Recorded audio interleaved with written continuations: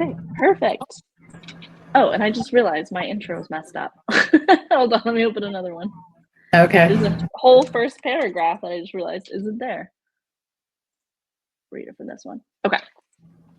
Welcome to Thought Garden on the Air, where we explore the stories, strategies, and skills that shape the most compelling personal brands and talented professionals today. I'm your host, Alexis Quintal, CEO and owner of Rosarium, a personal branding and public relations firm dedicated to helping entrepreneurs, business leaders, and influencers monetize and elevate their personal brands to achieve their goals. So this season, we're diving into the powerhouses behind brand amplification storytelling. Today's guest is the perfect example of a media mogul who's reshaped the local media landscape. So today we're joined by Bridgette Bello, CEO and publisher of Tampa Bay Business and Wealth magazine. With more than 30 years of experience in media and having served as the first women publisher of the Tampa Bay Business Journal, Bridgette brings unmatched insights into how media really works, what makes your story pitchable, and how can entrepreneurs harness editorial power to scale their brands. So welcome, Bridgette. Thank you. Thanks for having me. Yeah, so let's start with your journey. How did you find your way into media, and how did you become one of the most influential voices in Tampa Bay's journalism? Oh gosh. Well, I wouldn't go that far, but thank you. That's very kind of you.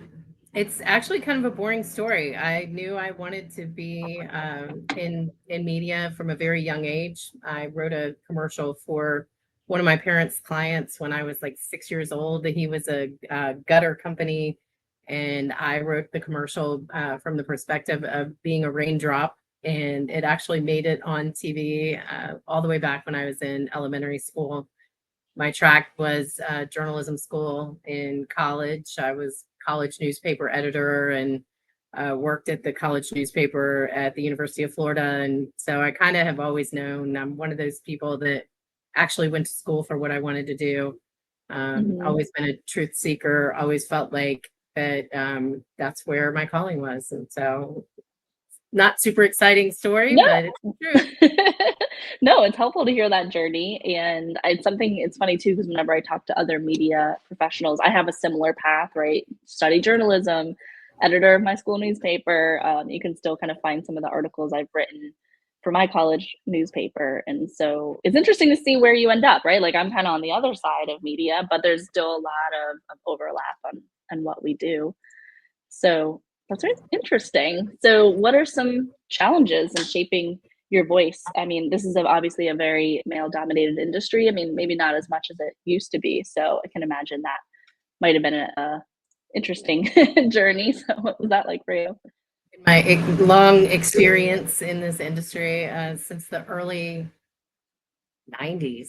It's been a long time. Yeah. So it's not nearly as male dominated as it used to be. I mean, I always talk about, when given the opportunity to talk about mentors, that the large majority of my mentors actually were men. And I'm super grateful for that. Yeah. Try to make sure that in my mentoring journey that I am a woman that's available to women to help them through that. But yeah, it was interesting. I mean, I like to tell a story about one of the car dealers that I called on in the early 90s, who I had been trying to get him to do business with me for quite some time. And I finally was so frustrated that I was like, what's it going to take? Like, what do I have to do to earn your business? And he actually said to me, wear shorter skirts and lower cut tops like the rest of the media girls do. And I promptly turned around and walked out of his office at that point.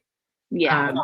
That was early 80s, but as late as late 2000s, I had somebody that I walked in a similar situation, was trying to earn their business, and he threw his legs up on the desk and crossed his arms across his chest, and he said, "Let me tell you how this is going to go, sweetheart." And that was late 2000s, so it's kind of amazing that that it was still taking place then. It's a fun business. It's an interesting business. It looks sexy from the outside. Yeah. But it isn't always. And Yeah. certainly having the men run the show presents its own challenges in some cases. But I think for the most part, I've certainly gotten past that. That doesn't happen to me anymore. And I don't really see that happening to younger women in the business anymore. So we've come a long way, as they say. Yeah. Well, thank you for helping, right? Those of us and, that are coming through the industry and kind of setting that standard, and that's not okay. But you also mentioned you had some great male mentors. So is there one in particular that you can share about? Yeah, there's actually two who really stand out in my history in the media business. The first one was the owner of the radio station that I worked at. That was my first broadcast journalism that was paid, and that I wasn't doing for free as editor of my college newspaper. Mhm. And I had to be on the air at 4:30 in the morning, and you know me, people listening might know me. I'm not a 4:30 in the morning kind of girl. Yeah. Yeah. And so I was late a lot, and I was figuring out my way. I was in college, and he came in one day and he kind of took me by the arm and he said, "Hey, I'd like to talk to you." And I was like, "Oh God, I'm getting fired. I'm sorry, I won't be late anymore. 4:30 is early." And he took me out to the parking lot and he pointed to two cars that were in the parking lot, and one of them was known to explode on impact. Actually, it was called a Pinto, and like if somebody hit you from behind in that car, they literally would blow up. And he Ooh. pointed at that car and he said, "That's the car that my highest paid on-air personality drives." And then he pointed to a BMW on the other end of the parking lot and he said, "That's the car that my highest paid salesperson drives. What kind of car do you want to drive?" Mm. And he really changed the trajectory of my career with that question, because of course I picked the BMW. I mean, most of us Yeah. would, right? Yeah. Having no idea what that meant, by the way, highest paid salesperson. I mean, how Mhm. is that different from being on the air and being a journalist? But I wanted the BMW, so I said yes. Yeah. And that took me up the track of the business side of things and really made it so that I was uniquely well-rounded. I had the journalism background, but also the understanding of kind of how media gets paid for or got paid for back in those True. days, and Mhm. um, how I ended up progressing into being the president and publisher, CEO and publisher role, because I really do have a foothold in both aspects of what's really important in business. So Right. that Right. was a big one, teaching me that side of it. That's great. Yeah. Well, and so, from knowing me for a little bit in Rosarium, we talk a lot about personal branding. So I'm curious too, through your journey and, how do you describe the evolution of your personal brand over the years and how do you see it today? Well, one of my favorite jokes is that I'm really glad there was no such thing as social media and cameras in everyone's hands when I was growing up, because I think that would have changed things for a lot of us, right? None of us Yeah. are without mistakes along the way. I just was Yeah. fortunate to grow up in a time where people weren't recording them, right? Um, but I really believe in my core, and say what you mean and mean what you say. And if you tell somebody you're going to do something, do it with integrity, do it with heart. And so I, as a general rule, won't commit to something that I'm not going to do and that I'm not going to do as well as I am capable of doing. Yeah. I do a lot to help others, to help nonprofit organizations, to help women in business, to help veterans. I'm super passionate about, what they give to us, and how I can give back to them at the same time.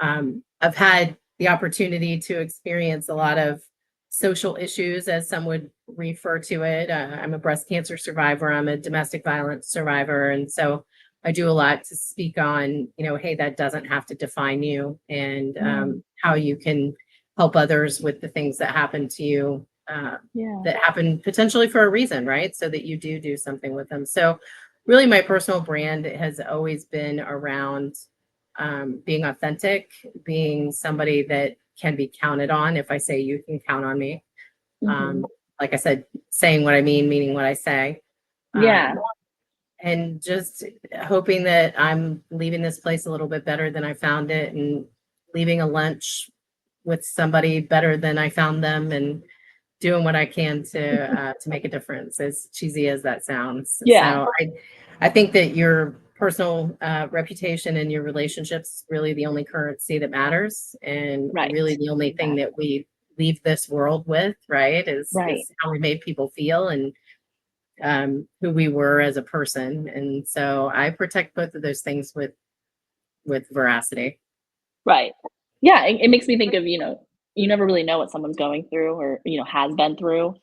Even just some things you've shared I didn't know about you. I've known you for a couple of years, and that's a big piece of your story, but like you said, it doesn't define you, and it doesn't give you reason to just automatically assume or, be rude to someone because you're having a bad day, right? You never know what they're experiencing. It could be worse, or, it's not even really about comparison. It's just about just being a good human.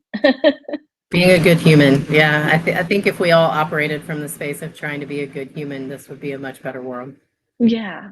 Yeah. But then I was laughing because you brought up lunch, and I had to think back to the last time we had lunch. But I can't say, I mean, I left better than I got there, but I don't think you did.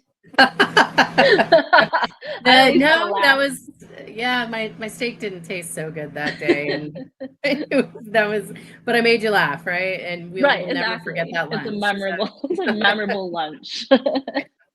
For sure. I love that. Well, so obviously, we work with a lot of entrepreneurs. They're looking to get into media's radar. So what do you think makes a brand or a founder like media worthy? Because a lot of them think they're not worthy when they really are. But what would, in your eyes, does that look like? Yeah, I think it's different for every organization and every situation, right? Mhm. For Tampa Bay Business and Wealth, we're looking for a particular position. We want them to be the president or the CEO of the company. We want the company to have a certain revenue threshold. We want them to be philanthropic and somebody who gives back to the community. And so, when people ask us, what does it take to get on the cover of your magazine? We literally have a list of like 17 things I think that we send to Mhm. them and that they agree to. Um, Oftentimes we find that the people that we want, it's not that they don't think they're worthy, it's that they don't want to be in the spotlight. And that's Really? really a part of what we're looking for. Yeah, there's a lot of people who just they don't want the media, they don't want the press. And typically those are some of the best stories and the most Mm. inspirational and the ones that can really help other people. Um, I think the best way, and it's funny, I'm going to be on a panel in a couple of weeks talking about this. I think the thing that a lot of people miss out on is focusing on what's in it for the outlet, right? Like Right. how do you make your story make sense for a Tampa Bay Business and Wealth? Or how Mhm. is that different from how you make it make sense for a St. Pete Rising or ABC Action News? Or the number of times that I respond to a story pitch by saying that's just not a TVBW story. That's not who we are, right? We focus on Mhm. economic development related stories. We want to talk about companies that are moving here and that are hiring a workforce. We don't want to talk about the companies that are leaving here or that are laying off most of their staff. That's not a TBBW story, right? And so I Right. think the biggest thing that people miss out on when it comes to media is really understanding the outlet that they're pitching to or that they're hoping for coverage from, and tailoring that story to what they're looking for. And so Right. I think that that's a really simple tip to share with people, right? Think about the kind of stories that you're used to coming from that media outlet and find a way to make your story fit in what they're looking for. Exactly, right. Don't just copy and paste in the same pitch, Put it on make the it. wire and then say, why did nobody pick this up? Well, because the Yeah. way it was presented on the wire didn't make it compelling for anybody in the local media to pick it up, right? And so Right. it's no different than anything else. A tremendous amount of it has to do with relationships, with understanding each other, with trusting each other, Mhm. with knowing, hey, Alexis isn't going to turn me on to somebody for a cover story that she hasn't already vetted, or Mhm. isn't going to pitch me a story that doesn't make sense for my audience. And Yeah. oftentimes that's not how people handle it. It's throwing spaghetti at the wall and seeing what sticks, and Yeah. it often doesn't stick, right? Right, exactly. Yeah, exactly. Not for the same, you even mentioned a few other local outlets, like, they all have very different viewers, different storylines they focus on, so you really need to tailor the approach for each of them, or maybe eliminate some, right? Your story isn't going to fit every single outlet. Right. Absolutely. So, and you said building relationships too. I mean, is there an opportunity for like business owners to build a relationship with the media? Do you think that's professional, unprofessional? How do you kind of view those types I of do. relationships? So I'll use an old example, right? Just because it's something that really stuck with me. When I was with a previous publication, a big part of our coverage was commercial real estate. And a big part of my coverage now with TBBW is also a lot of commercial real estate.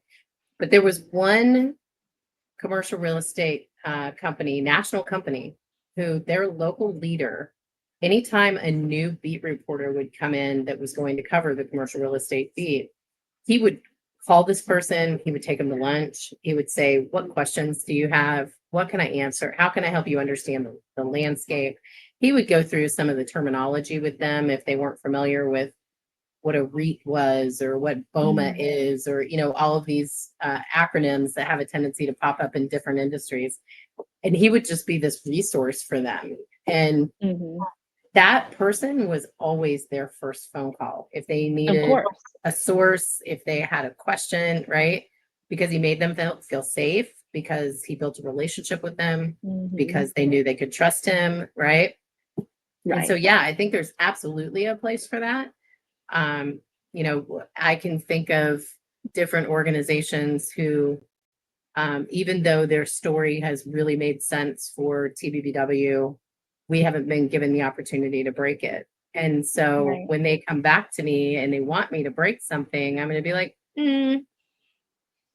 maybe our audience isn't what you're looking for, because last time it was perfect for us. We didn't get the chance to break it, right? Yeah. So yeah, it's no different than anything else. A relationship or lack thereof certainly have an impact on somebody going out of their way to make sure that, if the story makes sense, that it does get the coverage that you're hoping that it does, because you've been a resource, or you've been a source, or you've connected us somewhere elsewhere. You're first to pick up the phone. That's a big one, actually.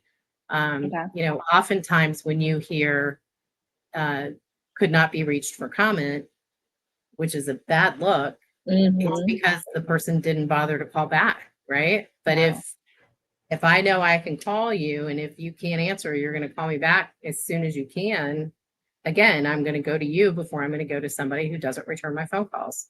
So yeah, relationships play a very, very large part in it, in my experience. And you have to give before you can receive, right? So it does also go back to that type of a relationship. It's not going to always be it's not I would say it's not a quid pro quo, right? Because theoretically, I wouldn't accept anything that I was given, quote unquote, for a coverage. But back to that, are you a resource? Do you return my phone calls? Are your pitches on point? Do they make sense for my audience, right? All of those things really is where the sweet spot is from a coverage perspective. Right. Okay. And even now in the digital age, which we've been in for a while now, but what do you think still makes local media so powerful, especially with, we don't all get newspapers at our door anymore and read about what's going on, but obviously the industry has shifted. So how do you see the local media still making an impact, and maybe even in the future? Yeah, I think it actually, it definitely is cyclical, right? People turn away from or don't necessarily have the same level of importance, and then they come back to all they care about is local, right? And kind of everywhere in between. I think Tampa Bay, particularly where we live, which I know not everybody that hears this lives here, but this market is so different. Like what's going on in the rest of the country from an economic perspective isn't happening here, I've been here for 18 years, and I can tell you a number of times that the economy's been really, really bad in the rest of the country, and it hasn't been bad here, right? And so how much information would you miss out on if all you were listening to was what's going on nationally or globally, if you weren't paying attention to what's going on locally? It's also not, national figures who are impacting our local region. I mean, to a certain degree, I guess some of them do, but it's the people who live here, it's the people who run the companies here, it's the people who employ our workforce here. Those are the people who are having the impact on our local economy. And you're not going to meet them or read about them for the most part in a national media source, regardless, right? And so I think local will always have a place. Yeah. You go back to the relationship conversation, which I find myself in the large majority of the time that I talk about these kinds of things. Yeah. It's a lot easier to have relationships with local people than it is to have them with national or global people, right? And so it really figures into almost every conversation or every topic that you could think of, that local market is going to always have a place and always be important. Right. Exactly. Well, I mean, we're blessed to be part of Tampa. I I think so. agree. I love it here. Yeah. Yeah. And so what's next for Tampa Bay Business and Wealth? Anything new coming down the line? Any new platforms, formats, events? The short answer is yes. The longer answer is we're still figuring out exactly what those look like. Um, perfection isn't a thing, but we're working towards perfecting and growing here in Tampa Bay.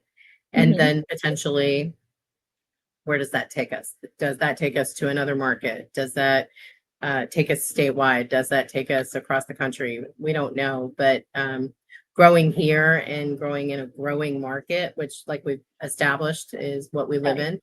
in. Yeah. We still have so much opportunity here and so many products that we talk about that we would like to be able to bring to market that we have to hire additional staff, which means we have to have the revenue to support hiring those additional staff, which means we have to grow locally. So, Hmm. um, there's never a shortage of ideas and certainly no fear of execution. It's just a matter of resources in a lot of cases and setting ourselves up to make sure that we have access to those resources based on the success that we experience to get us there. Okay. Fair. So stay tuned then. Stay tuned. Stay Yeah, tuned for any exciting we have announcements. 10 podcast ideas that, Hmm. at least one of them will come to fruition very soon. We actually built the space to be able to do it. So Oh, that's going to happen. We've had conversations with uh, potential broadcast partners about doing some type of a TV show. So that I could love that. happen very Yeah. soon. We're very intentional about the event opportunities that we bring to market because we feel like just trying to sell somebody another ticket to another event for another award that nobody really cares about is a big waste of everyone's time. But Yeah. if there's an opportunity to bring an event that doesn't exist, that potentially recognizes individuals that don't get recognized or acts of service that don't get Mhm. recognized, we have a couple of ideas around that we'd love to see come to fruition. So it's not that we're lacking in the creativity or the what's next space. It's just again being able to execute and have the staff and the resources available to be able to do that. And we're working on it. Right. Okay. Hey, that's exciting. I love all of those opportunities. I can't wait to Thank stay you. tuned. Yeah, absolutely. Yeah, stay tuned. We're Yeah. certainly not going to stay stagnant. We don't know how to do that as a team, and we're Yeah. not interested in doing that as a team. So we Right. And can't. that's why you've grown and come such a long way. So I can only imagine that will continue. That's the So, plan, right? yeah. Yeah. So how can listeners follow along? Like, what's the best way to connect with you and TBBW?